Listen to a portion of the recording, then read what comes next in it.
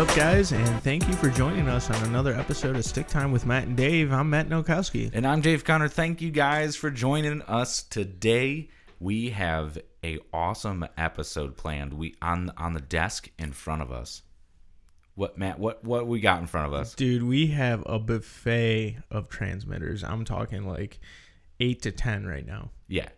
Any kind you could think of, from literally old school, like ready to fly Hobby Zone, Horizon Hobby and Ductrix, to new school ready to fly, to Futabas and FR Sky. There's a Radio Link and a DX6. And is that a DX? IX12. IX12 yeah, over dude, there with we some got the crossfire IX12 on it. with the crossfire on the back. And we also got a Futaba down here. So we're talking transmitters today, if you haven't guessed it already. I'm sure they guessed it, but yeah, transmitters it is. So we're going to talk about what we use today and how we kind of got there. Because at least for me, there was a progression. I know. Same here, dude. Yeah. Same so progression. you get through a progression of what you use. We're also going to dive into kind of the different features and everything of the brands and the radios here set out in front of us, and even some that we don't have that are super popular. We're going to talk about the features that we look for in radios. Yep. And for what we do with FPV, it's a little bit different than what these radios are capable of. Mm-hmm. So some of the features don't matter, but some of them do. And we'll dive into that. We're going to also talk about fail-safes, the dreaded fail-safe. Yeah, everybody gets them, dude. And it's every protocol. I know Spectrum's got a bad rap for it. Team fail-safe. Yeah, dude. They call it Team fail-safe. But I've been flying Spectrum for a while, and I've had no real issues with it. But I've seen people on FR Sky and Futaba have fail-safes too. So we'll talk about that. And we're going to dive into it, Yep. and we're going to dive into a little bit. We've both got some tips and tricks, I'm sure, on how we try to avoid that. Yep. Exactly. So, and then to cap it all off, we'll talk about a little bit of future innovation, and we're kind of talking that we're recording this episode on the heels of FR Sky's announcement of the new X9 Lite, which seems like just a smaller version, stripped a little bit of the features and switches. Maybe I don't want to say features because it's very full featured. It's more featured than the QX7. Yeah, and the QX7 was like their budget line, which was $110, and they actually took this one down to $89. $89 on pre-sale. I know some people were talking about it today. So that is just an incredible entry level, but also fully featured. I think it still has the M7 gimbal, so it does have a smaller gimbal. Mm-hmm. It does have the form factor and kind of the switch factor of the X9D Plus, and it looks good, dude. I was looking at it, and it looks exactly like the X9D, but you can get it in different color options, which everybody loves that customization, man. Absolutely. And but we'll get into it later. I don't want to get into it too much. We just get too excited. Dude, about I'm excited. Things. It's brand new, man. It's brand new. It is brand new, and I'm sure you're going to get to try it. So hopefully, when that hits the market, crossed. With what you brought into the room today, I'm going to say that you're probably going to get to try it. Yeah, luckily for me, dude, I got a little arsenal of transmitters. I got to try. When you get repairs and stuff in, you got to have every transmitter, or you can't repair it. So. Correct. Yeah, to be able to work on it and make sure it flies, binding and configuring a radio is a big part of it. So that's very true. So yep. I just want to jump into it. All right, let's do it, man. Let's talk about, Matt, what transmitter do you use? All right. Right now, currently, the transmitter I'm using is the IX12 from Spectrum, and that's their top of the dollar. Top of the line transmitter. It comes with a little Android device in it. Doesn't get any better than that. Yeah, at least you would think. Because there is some downfalls, which... Before you start talking about it, don't get into that yet. We're going to talk about the radio. Okay, let me talk about the more pros before I get into the I just want to also point out our viewers who are listening, our listeners who are listening, not viewers. I'm the viewer, but I could see that you have a crossfire on the back of that thing. So that's a big portion of the transmitter and how you're actually sending your radio protocol. That's another plus of the IX12 is...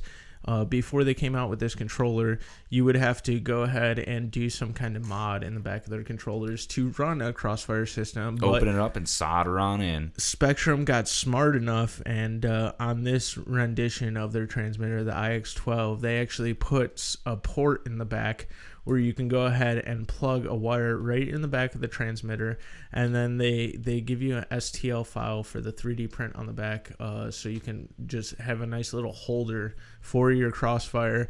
And then, I mean, you have to buy the cable. They don't give you the cable, which is a downside. I wish they just gave it to you straight out of the box.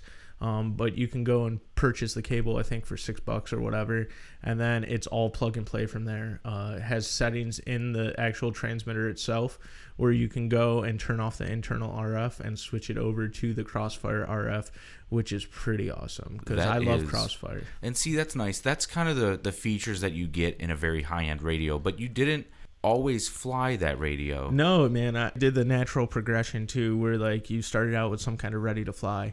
And then from there, I went and ahead to Hobby King. They had a budget orange RX transmitter, and that runs TX actually. That runs on a similar protocol to Spectrum. Yeah, so some kind of DSMX protocol, and that did okay for when I was flying planes. And the only thing I didn't really like about it was it felt a little bit cheaper in your hands. It absolutely does. And so, did that spur your jump to Spectrum then? Well, yeah. Since I was flying planes, most guys out there that fly planes, at least back in the day, they were all running Spectrum protocol. It was always the most popular controller out there when I started was the DX6i, which was it's a little bit older transmitter now. My cousin had it. His buddy Tim had it. Still very fully featured for its time, though, so I can see why. Exactly, and that was before the time, I think, the black edition of their transmitters, because they were always silver or gray, but their black edition of transmitter was just freshly new. So once I went from the orange RX and I saw the DX6, I think was the first actual black edition transmitter that I picked up. It was at my local hobby, Strongsville Hobby of Elyria, and I just went there, picked that up, and ever since then I've been a Spectrum guy. I've tried all the other ones, don't get me wrong. I've tried Futaba, Taranis. I actually have a Taranis 2 personal, and nothing's inspired you to jump. I just like the thing about the Spectrum, man. They really designed it around the hand, man. Like, I feel, at least for a pincher, there's a certain way I hold a transmitter. And I'm real glad that you mentioned that, because there is a huge difference between pinching and thumbing, and there's certain transmitters for both. So, yeah. But for Spectrum, I will say, they put so much, I mean, they have years and years into designing, ergonomically designing a controller around different flying styles in different pilots' hands, and making it feel like it actually is a valuable piece of technology. Yeah, no, from the beginning almost. We talked about it before, and they were the first innovators of the channel hopping for the 2.4 frequency. Oh, absolutely. So the reason, I think we said it a few episodes ago, but the reason at Flight Fest you can get 300 planes up in the air is because of that 2.4 channel that jumping. They pioneered. They pioneered. But yeah, when going back to the feel of the controller, it just feels great how my fingers and hand placement is for pinching. And not to mention, on the back, you have nice little rubber grips, which I thoroughly enjoy. And that's a big thing. That's a good segue into where I am, because that's what inspired me to actually switch to the radio I'm on now, is you and your Taranis that you have with that grip on it. The kind of sandpaper hand grip on the back of the controller. And just the feel of that controller inspired me, and I went, something clicked in my head, and I go, I'm missing part of this experience, because my transmitter is not this. So I was flying Radio Link pretty much since I got into FPV.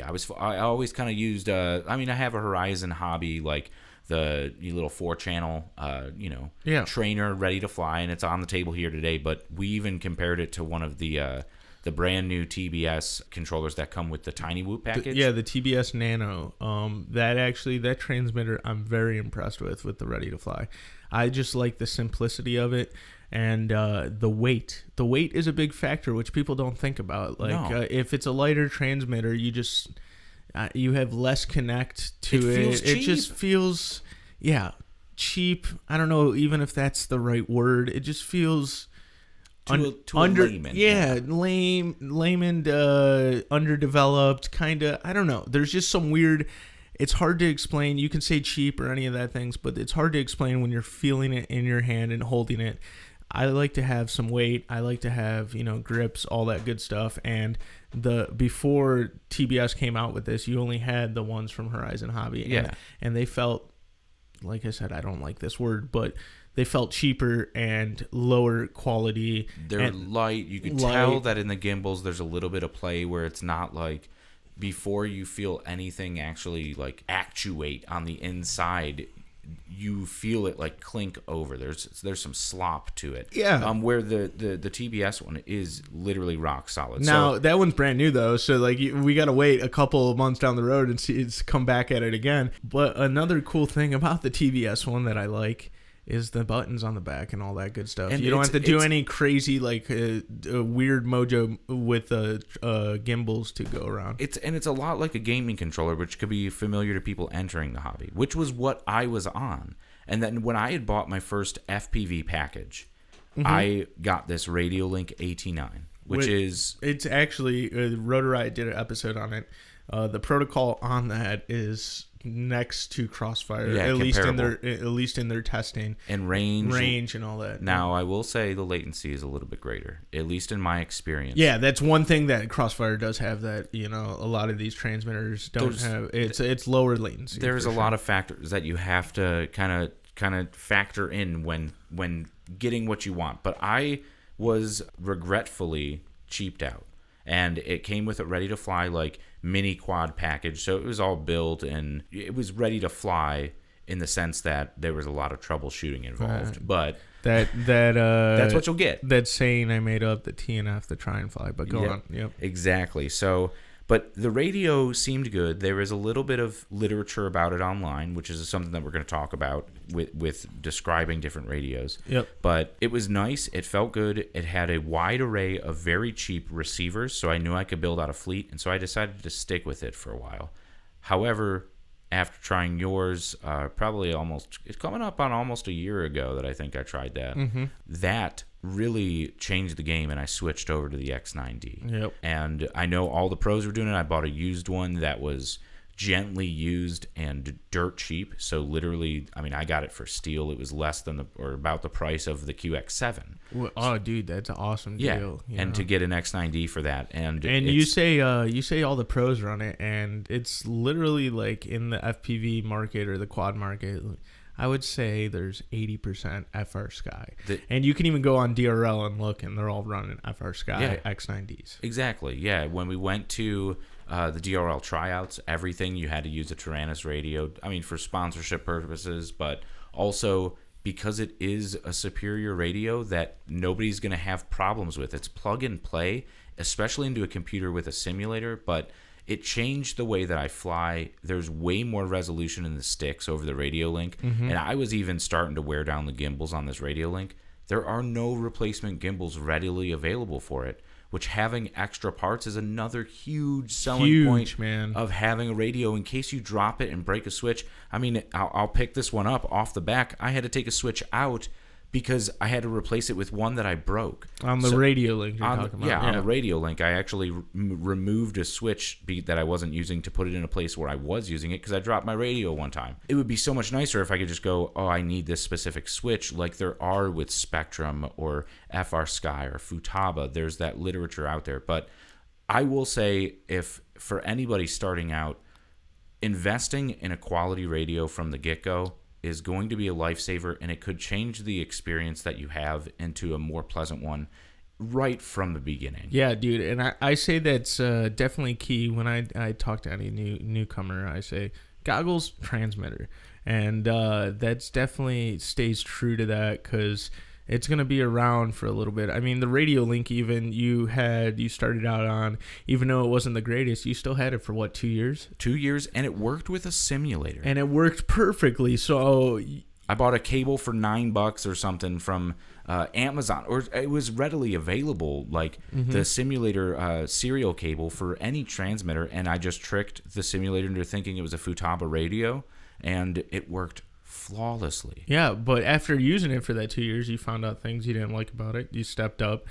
So definitely do your research, but I always tell people to invest in a transmitter you want. Absolutely, yeah. You're not going to be sorry. And especially, I mean, if I tried to unload this Radio Link, I would be surprised if anybody wanted to buy it. You could buy them. Great point, dude. I'm glad you brought that up. That's another thing is if you want to resell it, you want the resale value to be up. If you get a Radio Link or an Orange RX or one of these ready-to-fly controllers, people are going to pay peanuts for it. But if you have something that's well-known, a Futaba, a FR Sky, or a Spectrum, you can easily get half to, if not 2/3 to 3/4 of the price. 75%, 80%. As long as it's retail. in good shape. Yeah, exactly. Absolutely, yeah, because nothing really goes bad. I mean, over years of use, yes, the gimbals will start to wear out. Their electronics and their technology that actually moves like any dials and switches, you're going to have wear on them. Yep. But in a decent condition, and I mean, this one was very, very gently used. But that's the thing, like, if you dump $150 or something into the transmitter and you learn how to fly with it in a simulator as you're building your quad, having the right transmitter that makes all of that easy and feel more like the real thing is paramount. It's a huge deal starting out, and it's going to let you build so much confidence. But also, when you become an intermediate or pro pilot, or to the the level where we've been flying for years, it's still the radio in your arsenal. No updates have happened to the X9D other than firmware updates for how many years? Because it just works so flawlessly. Yeah, no, and I agree with that 100%. It's going to grow with you. The transmitter is going to grow as you grow. So you're going to be able to transform that, take it from the simulator, each level up. I'm going to use gaming terms because I got like Mario and Zelda in my head and stuff. But when you level up, you go from the simulator to your park flying, trying to fly acro and stuff. You take that transmitter with you. Okay, now you're going to a pro multi-GP event and you're racing some kind of race quad. Okay, you just take that transmitter with you. Okay, now you're on DRL, so these guys that are racing on DRL, well, I raced the FR Sky X9D already is what they're thinking.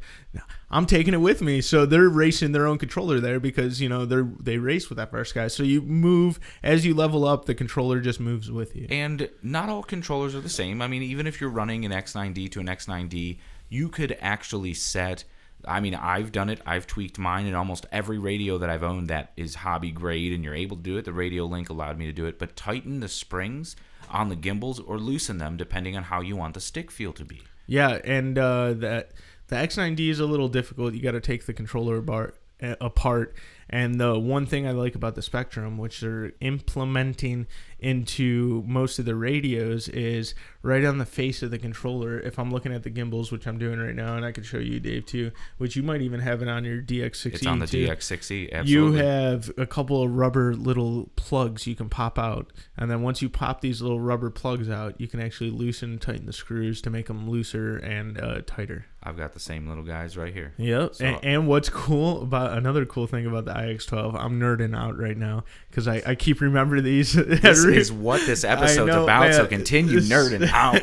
What's another cool thing about the IX12, which a lot of the other controllers don't do right now, you can do it on the FR Sky Tyrannus. You can get what they call a race gimbal, which has shorter throw on the throttle, and a lot of guys will get just a shorter throw on the left stick and not the right stick. So you'll have full resolution on the right stick, your full whatever degree it is, and then you'll have the shorter degree, shorter throw stick to get to that throttle quicker, and you don't have to move your hand as fast. But the yaw feels the same. The yaw feels the same, but on IX12, one of these rubber things you can take off and change and adjust.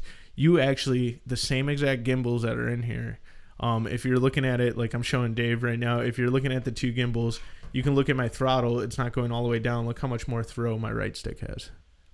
And that is... You can't do that on the DX6. No, I just tried to do it on the DX6. You can't do it. That's another thing with the higher end Spectrum controllers. You can do that. And I think IX12 might have been the first one they started implementing that in. I can't remember if it's on the X9D or not the X9D, the DX9. Can't remember if it's on there or not, but that's another thing I like on the IX12 because I get to full throttle quicker and I don't have to move my fingers on the left stick as far. And that's innovative. And it's nice to see that. I mean, Spectrum, with how many years, like I said, in the industry that they're pushing it, They know. Yeah. They know, and they want to make their radio as capable with any aircraft as possible. Yeah, it might not be out immediately because they do a lot of product development and R&D, and that takes some time, but they're definitely following the right curve on their transmitters. And, you know, I'm sure they saw the FR Sky, what people were doing with that. So when they were designing the IX-12, I'm sure they're like, we need a shorter throw gimbal on the left. It needs to be crossfire compatible. It needs to have, you know, a touch screen in it. Like, I'm sure they thought of all this from seeing all these other transmitters that they're like, hey, we need to innovate here. And it helps them be competitive in the industry and not being left behind. And that's a joy to see in a company. Kind of staying up with those features is a big thing, because talking about the features that you look for in a radio, obviously it's going to be your arm and disarm switch. I mean, even some of these ready-to-fly ones don't necessarily have it, but that's a big part, especially now with the D-Shot and turtle mode, flip over after crash, Koopa mode, whatever you want to call it. Yeah, or even switching basic flight modes, horizon, angle, acro. You're going to need a switch for that. Too. Yeah, so, I mean, now we're talking we need at least 3 switches. At least. That I would say that's the minimum probably, or the maximum, I'm saying, you're going to fly with your quad. Now, there are some other guys out there, like professional pilots, like you heard in the one of the few episodes before us, before this. K-Mead, you know, uses another switch to change race profiles. So, I mean, there are things you can add on, just like planes. But for me, personally, I only use 2 switches, dude. I don't even use one to change flight modes because I only fly in acro anymore. So I just got rid of all that good stuff like the angle and horizon. I got rid of that. Just it's always in acro. So I have an arm switch and I have a turtle mode switch. And what I like about most of the controllers we're talking about is you can assign those switches to different locations. So if you do have, like the IX-12 sitting in front of me, it's got 8 different switches. If I don't like that it's the back left arm, I can move it to the front left or the right back, or I can move those around. But you're not going to use all 8 switches. I mean, if you are, you're building something crazy, and I want to come over to your house and check it out. Or bring it to Flight Fest. Or bring it to Flight Fest, July, right around the corner, beginning of July. But yeah, that's what I'm saying. And most of a lot of these transmitters definitely were designed around airplane. Quads are fairly new. So airplane guys, they always had retracts. They always had flaps. They had lights. They had bomb drops. They had all these different things that they needed a 12-channel radio or a 20-channel radio, and they needed to be able to use all those switches.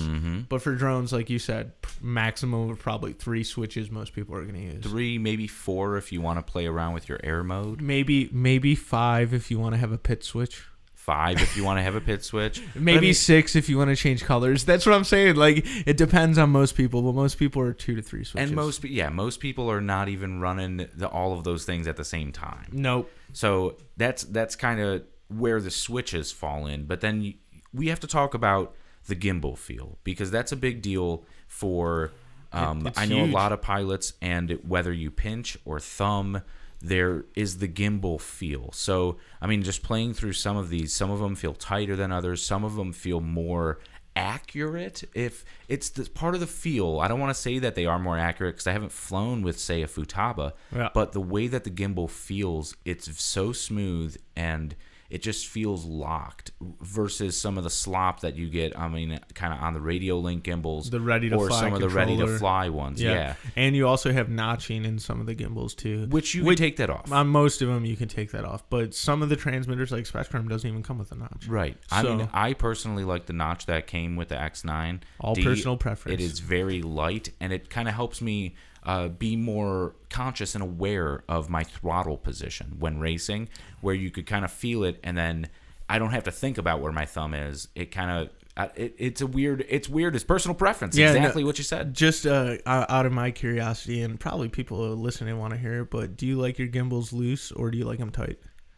I like them tight, like a Toyga. Do you? Every single radio I've ever flown, aside from lowering the rates, having that tighter gimbal feel really, it just makes me feel like I'm more in control. Yeah, see, like personal preference, like I'm coming back to that. I'm the complete opposite. I like mine on my Taranis, my personal Taranis at home. Dude, you can literally almost move your throttle stick just by shaking the controller. And then on the Spectrum, I loosen the gimbal some too. So the Spectrum's more of a loose to mid-tight kind of feel. My FrSky is loose as can be. And it's all how, you want the gimbals to feel. And I'm sure a lot of people out there, you guys can comment and let us know, but do you like them loose or do you like them tight? Because it's all different throughout the thing, and I bet you it's going to be a 50-50 And mix. I bet you it's going to fall straight down the line. Yep. Let us know if you pinch or if you thumb it. Ooh, that's another good one, yeah. I think my hypothesis is anybody who pinches likes looser gimbals because you're more in control there. You're stabilizing the gimbal yourself, whereas everybody who thumbs prefers a stiffer gimbal, like myself, because they want that tactic feel with just one of their appendages touching the stick. I didn't even think about it like that because, I've always pinched. I've never thumbed. And that's a good theory there, dude. Because I do like them stiff. We're going to have to put up an Instagram poll and see if you like them, tighter, looser, and if you thumb or pinch, dude, for sure. Because that's definitely going to be interesting to see. Yeah, no, agreed. I know our good friend Lonnie, he was on one of our past episodes when we were out racing. He uses the X-Lite now, and he had to really stiffen up those gimbals from the factory to have it be a little bit more controllable. But it's also with the rates and the deflections that they actually throw. Talking about when we were talking about the new X9 Lite from FrSky, I believe it's the M7 gimbals. Yeah. So as opposed to the M9 gimbals, they have a little bit less throw. So a little bit, they can't travel as far on the actual angles that they deflect. So that's something about the M9 gimbals that come on the Taranis X9D. The X-Lite, the one Lonnie flies, dude. I don't understand how he flies with that, but it's his controller. He makes it work for him. But dude, the throw on that is super short. I just imagine you would have to have way low rates. Low rates, more expo, something like that. But you're talking about that short throw, and I'm looking at this TBS controller that you're so fond of. It does have kind of short throws. The only thing is that the stick ends come out way farther than the X9D. The X9D is predominantly made for thumbing, but it does have... Yeah, just looking at that, you got way less deflection. It's just a smaller gimbal. I have it in my hands right now, and I'm kind of comparing it to my Spectrum. And since I have the two throws on the Spectrum, it's kind of a good reference to it because the left one's a shorter throw than the right one. It's more... Both of these gimbals are more like like I was saying before, the racing gimbal for the Taranis or the shorter throw on the throttle here. Now, so it's not as short as the X-Lite. And you could always add a little bit more definition in the controller. And just kind of how I was talking with this X-Lite, the stick ends, I want to say come maybe over an inch. They're probably about an inch and... maybe an inch and a quarter on the tiny Whoop Nano ready to fly controller. Yeah, about an inch and a quarter off of where the gimbal ball is. Where if you look at ours, we are an inch and a half at least. Probably you could even adjust them up to 2 inches. So adjusting the distance that the stick end comes away from the gimbal also gives you a little bit more of that resolution and a little bit more definition in your control. Yeah, and you say stick end, and that just reminds me a lot of these higher end controllers, unlike the Ready to Fly or maybe I don't even know the Radio Link. Dave, you can probably chime in on this. There's a lot of aftermarket stick ends for these gimbals too. Mm-hmm. I'm not sure if the Radio Link, depending on the size, probably Radio Link could take them. Most of them have the standard M4 to M6, whatever the thread is on them. And you can go ahead and switch your gimbal ends, which is sweet, your stick ends. Mm-hmm. And you can get fatter ones if you're a thumber, get nice pads, little concave pads on there. Or super sticky, super sharp ones. That it kind of indents into your thumb, so you don't slip off of them. You build calluses with them. Yeah, so I just wanted to put that in there since you said stick ends that's something I think is pretty cool too. Yeah, the pointy stick end here, I'm actually very impressed with this TBS controller because even though they're plastic, they feel nice and sturdy and durable and almost dig in just like a real hobby grade transmitter does. Unlike I'm playing with your Hobby Zone Horizon type deal here, and they're super dull. Yeah, and you I could slip barely right feel off a them. ridge. Yeah. And so, I mean, when you're flying planes or something, and what those were originally designed to do, that's fine. You're not going quick motions and Unless you're whipping around a race course like you are. I mean, even if you're just flying a mini quad around freestyle, you're still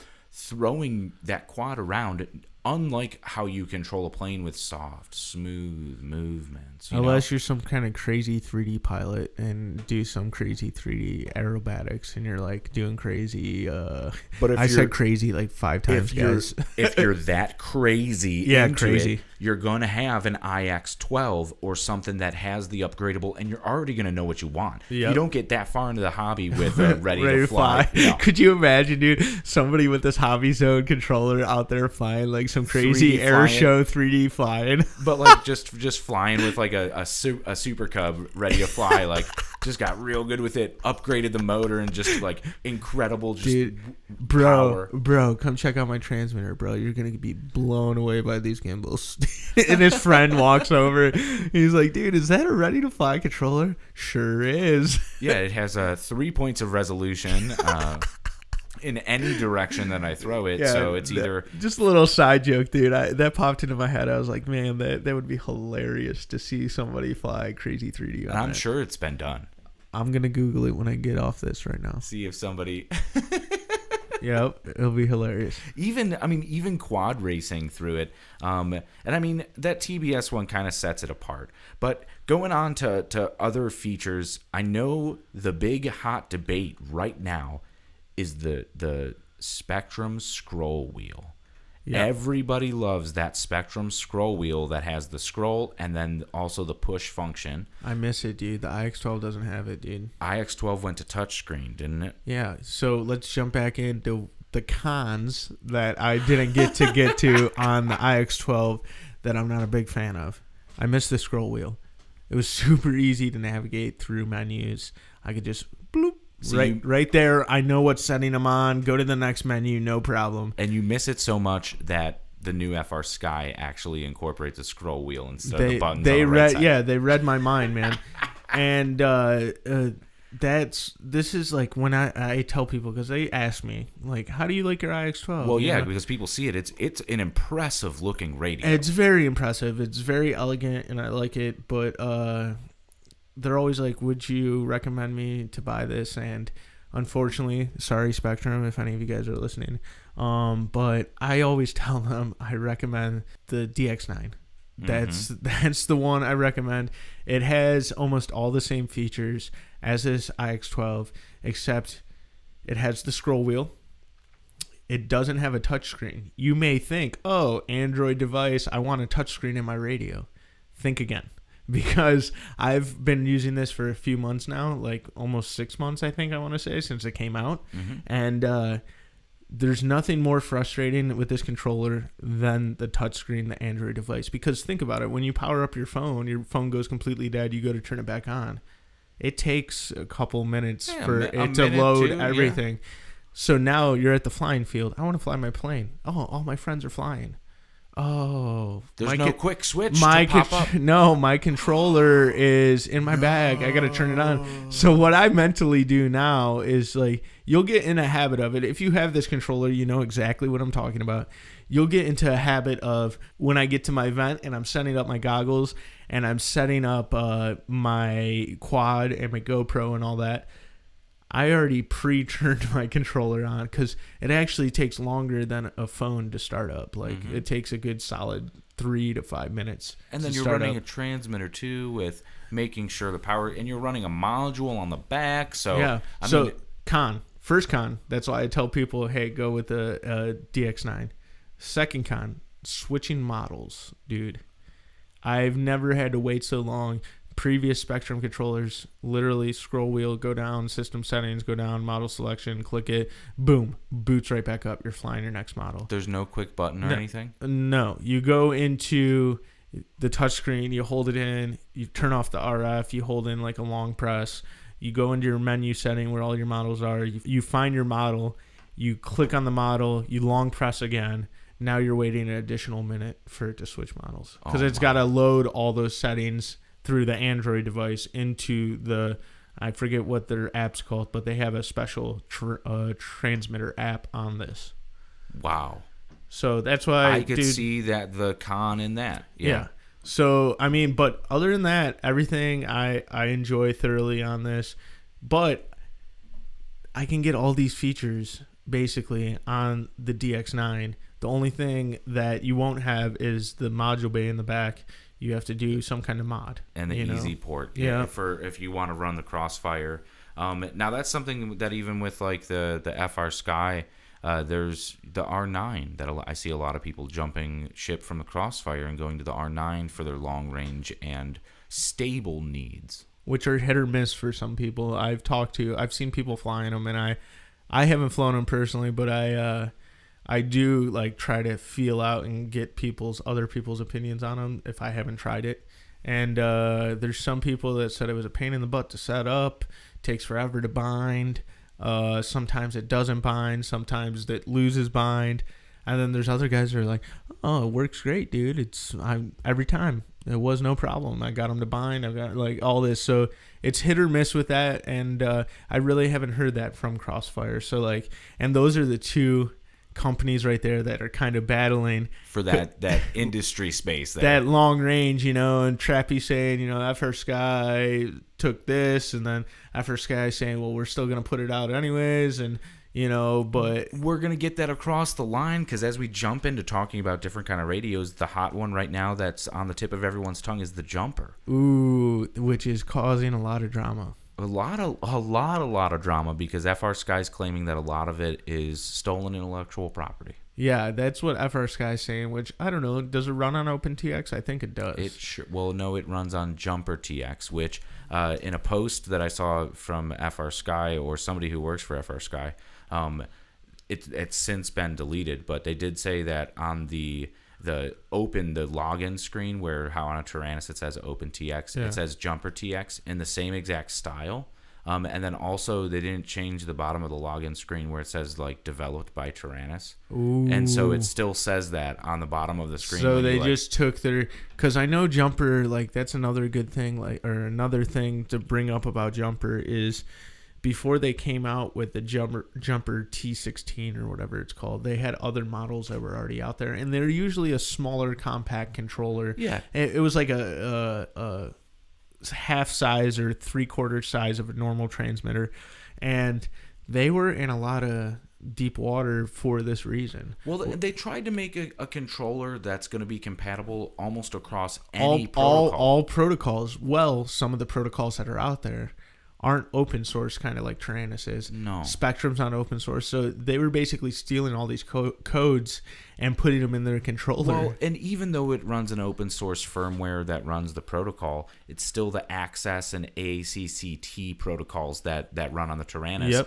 which run the same way. But I guess the way that Taranis figured it out too was a lot of the actual pieces, components that made it into Taranis's Q7X were very proprietary for the software that they were running on it, and very unique, because that was a pivotal point in innovation for them. Because it was taking everything that was a way more expensive piece of technology and making it a lot cheaper, affordable, while not dropping the features. So when they were developing the QX7, they developed all this proprietary equipment, and then only their firmware was able to run it. Well, they flashed their QX7 firmware on the Jumper TX. Oh, see, I didn't even know all this. You did a lot more research than I did. And the Jumper TX apparently loaded all of the firmware, and every single function works flawlessly, which they were like, whoop, stolen. Yeah. And they made a big fuss about it. And I mean, like, then people are calling out Taranis, though, for stealing the case design from JR, which was a predecessor to the Spectrum. Like, well, they were neck and neck. Like in Horizon Hobby early days, they had the JR controller, they had the Spectrum. And Graupner ended up acquiring JR. Was it Graupner or Futaba that ended up acquiring that company? No, it was Spectrum. It was Horizon Hobby. Okay. Yeah, Horizon Hobby acquired JR, JR just couldn't keep up, and Horizon Hobby was like, okay, we'll take it over. We'll take all your customer support tickets and all that, and we'll sell your product. But now they slowly faded out JR. Like, you can't, I mean, you might be able to buy a model or two or something, but they're not really putting their energy into that. No. But Tyrannus, that's another big thing that people were saying about the Tyrannus X9D, was they stole the JR casing. But who knows, they might have paid JR, the creators of it, for the mold. Yeah. Because you can buy molds over in China. They do it all the time. Something is old and they're not making them anymore. We'll sell the mold because the molds are like, $5,000 to $10,000. Yeah. I mean, working in the printing industry, any like die cutting, they have to make a die for it, and those are more expensive than the actual product most of the time. And it's the same thing with transmitters. So, and then people are now saying that Jumper stole the Futaba casing, which it does. As you look at the Futaba right here, if you go and look up at a line, me and Dave are looking at it. If you look up a picture of the Futaba, I have the T14 8G or something like that. Yeah. No, T14 SG sitting in front of me. I don't have the 16 channel one. A lot of people fly the T16 version, and they didn't even call the Jumper the T16. I know. You know what I mean? Like, I don't even think they maybe changed the Futaba up top, but who knows? Jumper, which I don't know. This is completely speculation. They could have paid for that mold. Yeah. I doubt it because they took everybody's protocols, but they could have. Yeah, you just don't know with that. But when a company goes on the internet and starts calling out another company for stealing, you know that they didn't buy the licensing rights or the mold. Yeah, dude. And I try to avoid that, guys. And no, we avoid the drama. We're here to fly. I avoid that at all costs. That's why, like, when you were talking about it, I was like, wow, you did more research than me. Because lately there's been a lot of drama, and I just try to avoid it. No, and it does. And we are drama-free here. We had to mention it. We had to because it's fresh, new transmitters, and people are buying them, man. Yeah, and it's what we're talking about right now. Even the Radio Link that I started with is a Futaba clone. All the system setup that I had to do with any simulator, it didn't work with any other protocol until I told it was a Futaba. So, like, obviously it's running something similar to Futaba. I don't want to call it an exact clone because it's definitely not like nearly as possible and in the same like range of affordability as a Futaba. So like I'm not sure quite what they're going for. It was an awesome radio to start with, but like I grew out of it quicker than I held on to it for too long. Yep. And so there's all of these features that we've covered. You have to talk about the reliability too of these things, just to make sure that they're always going to be there for you.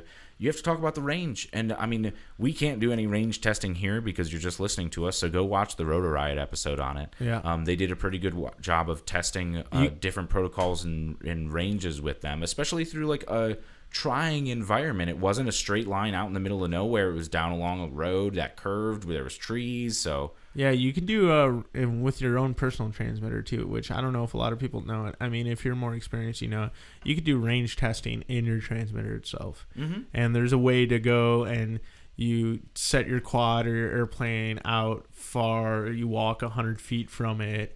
You hold down a button when you're in the range test menu. It lowers the milliwatt of the transmitter from, I think these are 100 milliwatt maybe. I'm not too sure. I'm not 100% sure, but I think I could have remembered it like a Spectrum's 100 milliwatt. And then you hold down the button and it goes to 50 milliwatt. And that like simulates long range flying, and you can longer range flying, and you can actually do your own range test. But if you don't have the ability to do that and you're just thinking about buying a transmitter, go watch that Rotor Riot video. Yeah, because it's not the perfect scenario, so there will be a little bit of difference in them. But it gives you a good picture of where they fall. And all of them are pretty good. You'll see that the ready-to-fly kind of like package deals, the range is really lacking. Yeah. So that's another thing. If you wanted to get into any racing, you're not going to get that far of a range with a ready-to-fly controller. And sometimes I know the course that we were flying that one day that we recorded the episode at, going through the woods there one time, I was turned the wrong way and just fail-safed. But that brings us into our next point. Fail-safing, dude. Fail-safing. It's happened to me. Now, the Radio Link, as much as I talk bad about it, and I flew it for almost 2 years. Never had a failsafe, right? Never once fail-safed. And I mean, even when I was starting, I chopped both antennas off of a diversity receiver and didn't even know. Flew it for maybe 2 weeks, and I was going far away, like probably 2-3 football fields away with this thing, and no antennas on the actual receiver on my quad. That's insane. That's unbelievable, because like if you do that with Spectrum or Taranis or something, it's gonna fail safe left and right. Even with, I hate to say it, Crossfire, if you drop that antenna, you're going to get micro fail-safes is what I call it. And the difference between a micro fail-safe and a full-blown I'm falling out of the sky fail-safe, the micro fail-safe, you'll be flying and you go to turn left and it'll like stutter. You'll turn left and, it'll go a little bit and then it'll turn left again, or you'll turn right or go through a gate or do a power loop or something. You'll have like this quick stutter moment where it loses control quickly, but then once you start coming back into range, it's super quick. So that's why I call it a micro failsafe. Now, all the other ones, the full-blown failsafe, it'll still kind of do the, once it comes back into range, you'll regain control, but it's way longer of a time, and sometimes it doesn't even come back into control, and you end up crashing. Yep, and that's something, I mean, micro fail-safes I've had before, and you'll know if you feel them, because, yeah, exactly like you're saying, you'll hit, okay, I want to turn right. Nothing happens. Then you turn right, like delayed, and you're like, uh-oh. But that's the warning. Sometimes you don't get the liberty of that, and you just fall out of the air. Mm-hmm. But I know, me and you both know, the number one trick to trying to avoid fail-safes is check your antennas. Yep, that and antenna mounting situations. You want to mount them correctly. Check your antennas and the proper mounting. And even with, not all of the transmitters out on the table here have, movable antennas. But I know with my Radiolink, with the FR Sky, I think the Futaba has a posable antenna. That DX6E right there's got one. Up and down, but not side to side. But that is definitely something right off the tip of the antenna. Yeah. They're just the way that the frequency waves work, the radio waves, there is a slight dead zone. Correct. So if you are pointing your transmitter directly, and you could even see it on your bench, if you point your antenna directly at the receiver, if it's a red, blinking light when you're not bound and a green light when you are bound, point it at it, and you'll see that it'll flip from bound to not bound very quickly. And that's just the nature of the polar. Is it the polarization or the? I don't know. They have some kind of cone shape. I can't remember the name of. I don't know. Alex Greaves, tell us, man. Yeah, he's a antenna guru. But no, yeah. I like that too. Being able to move the antenna, which is awesome. My IX12 doesn't do that, but in the higher dollar Spectrums, they actually have 2 antennas in there, which I don't know if a lot of people know. I mean, if you run Spectrum, you have the one coming out the top, the straight one pointed out, and then this actual handle on the back that you think is a handle is actually an antenna too. So your little antenna hanger or whatever. So you have both your axes covered. That's not on mine. No. See, that's why you have adjustable ones. Some of their cheaper Black Editions ones that they've been coming out with, they have the adjustable up and down antenna. And you say cheap? I wouldn't say cheap. I would say affordable, because affordable, not cheap. That's why I hate that word, dude. This thing. Well, it's something about feeling cheap, and then also something being cheap. Yeah. Where this is incredibly affordable, but aren't these just the exact cases that are like, say, the DX6, except I'm missing a switch here where the cover's just a sticker over it. Yep. Where you have obviously, on the front side, there should be another switch there. Yeah. There's just an open space of sticker. And I think that's what the E stands for, is economical. Yeah, and it does just have a few of the features, a few of the switches pared down. I know on the 6E, you can't change it from the DSM-2 to DSM-X. Yeah, which the 6 and all the other ones, you can do that. You can go in and change it. And it usually doesn't make a difference, but I know with the launch of Beta FPV and a lot of those all-in-one Whoop boards, that was a big deal. Yeah, they still some of the receivers and ready to fly stuff out there only run on DSM-X, not DSM-2, because DSM-2 is their older protocol. So when you talk about your antennas, you said your antenna placement, and how you route them even on your quad. We talked about on the radio. Mm-hmm. How do you do it on your quad? So what's the best way to mount that? Best is 90 degrees. You have one antenna if you have diversity antenna. Because some receivers, most of the receivers with these transmitters will have diversity antennas.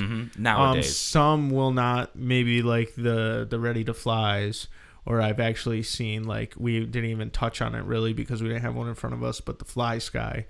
Some of those micro receivers will only have one antenna.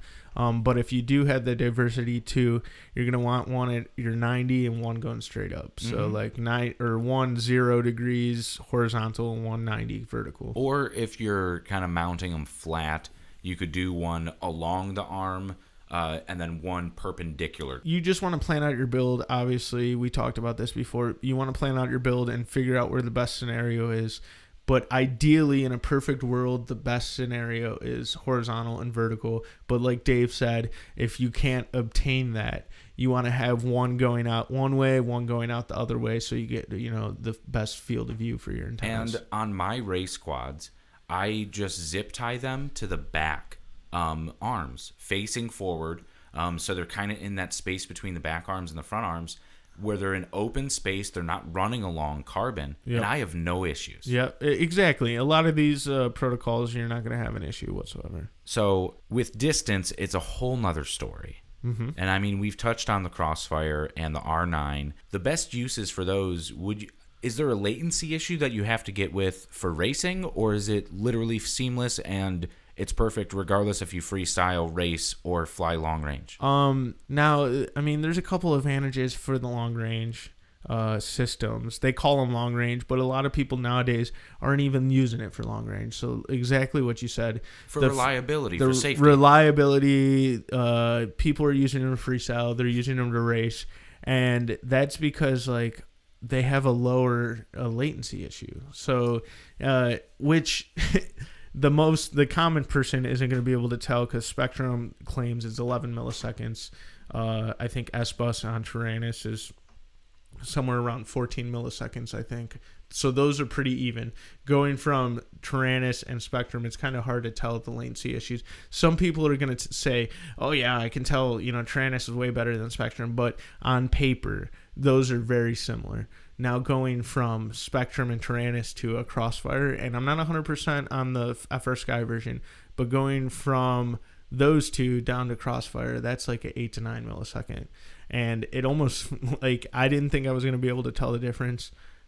I could go into Crossfire. And it makes a big difference, because even like when you're flying at high speed, I always kind of look at it like I am flying my quad as if my quad was actually like 10 feet in front of where I actually am. Yep. So like you play for that latency, you account for it in your actual control of your craft.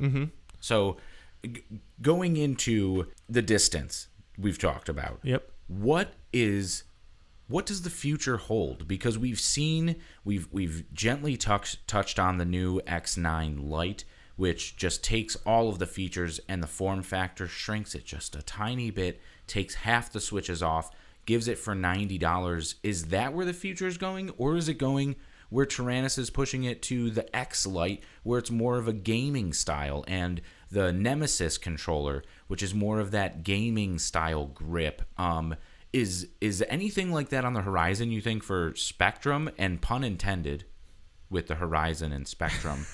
Is that anything on the horizon for Spectrum control with a more gamer style? Because it looks like a lot of people are using that to try to acquire more people into the hobby. Or are these large innovations going to be in protocols that run long range? Or is it something that's going to be capable of sending signals to any type of craft, whether it's Spectrum or Graupner, Futaba, FR Sky, Fly Sky, where it could talk to all of these different crafts? Or do you think we're going to get centralized into some revolution that's going to change the game, and like OpenTX, the evolution of OpenTX is going to come out where it's open source and anybody could actually edit it? Yeah, dude. I wish I had a magic ball right in front of me and I can shake that guy and it can give us all the answers. But you don't have them. I don't, so I'm going to give you my personal opinion about that.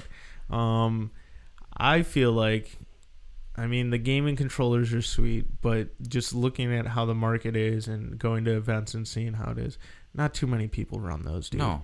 So there's got to be a reason behind it. I feel like everybody just loves the traditional transmitter feel and it's comfortable, form factor. and that's something that comes with it too. You have to be comfortable with the way it feels in your hands. Correct. So like the actual look and feel of the controller, I don't think it's going to change dramatically at all anytime soon. You're going to have these one-ups that come out of nowhere, like the Nemesis or Nirvana, or the X-Lite. You're going to have these one-off brand ones that pop up, and some people are going to buy it, like our dude Lonnie, or 10% of the drone or airplane community because they like the gaming Xbox, PS3, PS4 controller. They come from a gaming background, and it was interesting with our buddy Lonnie because he actually was a Spectrum guy. Yeah, and jumped ship to switch everything over to FR Sky so he could fly the X-Lite. But it's because of his gaming background. He loves the way a gaming controller feels, and he feels more comfortable with that. So we're gonna loop back around to the thing that you said earlier. It is all personal preference. A lot of the features are similar. I mean, if you have an entire rig built out with FR Sky, you don't want to invest the hundreds of dollars it's going to be to switch your entire lineup of quads over to Spectrum. Yep. And I mean, I'm even, I would say, somewhat unique because I do reserve my Spectrum for all of my whoops and fixed wing. Well, there's a lot of whoops out there that only run Spectrum. Yeah. So like all the ones from Horizon. So if you want to fly anything from Horizon, if it has a built-in flight controller or built-in safe technology or something like that, you need a Spectrum. Well, and that's what I run it for on the E-Flight Cirrus. Yep. The bind and fly right to it. I mean, anything. That's why I say fixed wing and whoops is because kind of those are. I don't want to call them my toys because they're definitely hobby grade toys, but they are my toys. They're less serious. I know I could fly them at family events or show my relatives and like not terrorize a neighborhood with a mini quad. Flying. I was around. doing that at the golf course today, dude. Like, side note, guys, I took my race quad out at Edgewater. Flight Test just moved in a new location, and there was golfers and stuff out there, but we have part of the land. So I was like, dude, I'm gonna go fly my race quad, and I literally those things scream, and I had golfers looking at me and like everybody, and I was like, well, maybe I shouldn't do this. Wait again. Hold on, we own this place, so yeah, maybe I should. I mean, I didn't purposely terrorize them, but I wanted to fly, so yeah. No, I feel you. You guys are entitled to it there. Yeah, I mean, especially with what you guys are doing with Edgewater. It is. I just can't wait because it's going to happen so fast in a year or two. That is going to be the epicenter for anything RC flight. The only thing I am bummed about is it's a shame winter happens in Ohio. Oh, dude, it sucks, but Long Vision hopefully will have heated pilot stations. Oh my God. And flying in the winter is something that would be very, very nice to do, and you guys have the land for it out there, and it is going to be beautiful. And you can't stop. No snow stops the flight test, guys. I will say, you guys do it all the time. I freeze my butt off. Yeah, but freeze it off for the video.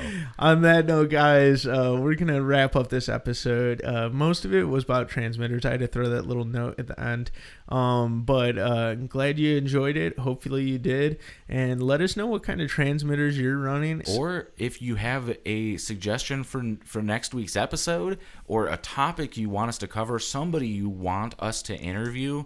Let us know. Let us know for sure, either on YouTube or Instagram. We love hearing from you guys. All that good stuff, and we'll catch you on the next one. Bye.